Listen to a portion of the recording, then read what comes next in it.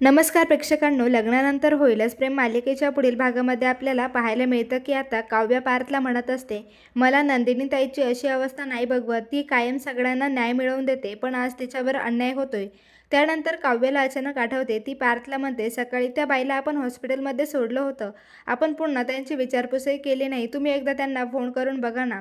तेव्हा पार्थ लगेच त्यांना फोन करून विचारतो. तेव्हा समोरून सँडी बोलत असतो. तो पार्थ आणि काव्याचे मनापासून आभार मानतो आणि आता सँडीला पहिले केलेल्या चुकीचा पश्चाताप होत असतो. त्यामुळे तो पार्थला म्हणतो की मला तुम्हाला भेटायचं आहे आणि तुम्हाला खूप महत्त्वाची गोष्ट सांगायची आहे.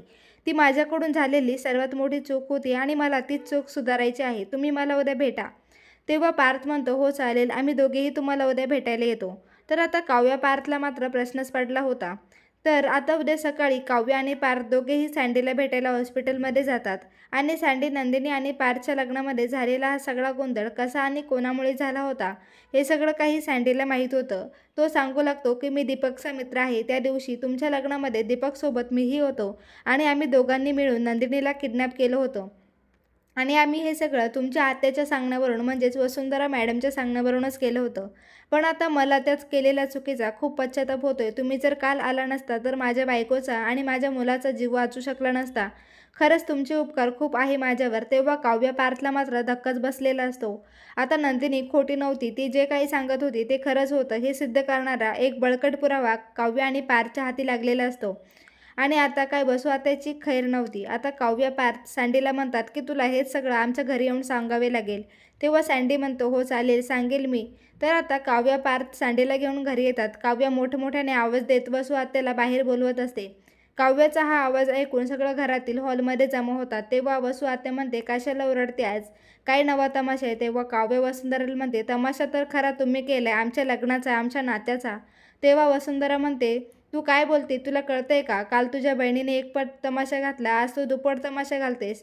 तेव्हा काव्य म्हणते, आता खरा तमाशा सुरू होणार आहे. तुम्ही म्हणत होता ना तुम्ही नंदिनी ताईला किडनॅप केलं नाही, तर मी आता हे सिद्ध करून दाखवते की तुम्हीच नंदिनी ताईला लग्नातून किडनॅप केलं होतं.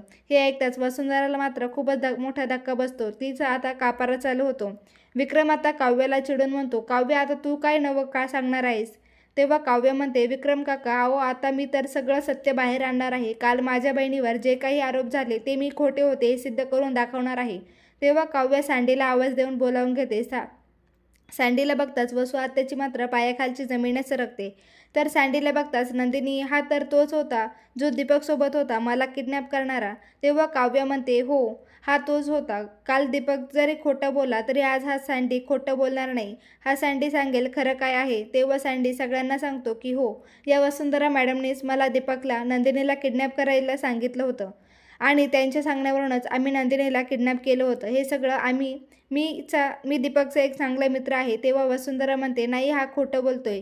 या काव्याने या माणसाला खोटी साक्ष देण्यासाठी पैसे देऊन बोलावलं नसेल कशावरून? तेव्हा काव्य म्हणते, हा खोटा नाही तर हा सगळ्यात खरा पुरावा आहे, कारण त्याच्याकडे तुमचे कॉल रेकॉर्डिंगसुद्धा आहे आणि त्या तर तुम्ही खोटं सांगू शकत नाही ना. तुम्हालाही पुरावाच पाहिजे होता आणि मी तो पुरावा घेऊन आले आहे.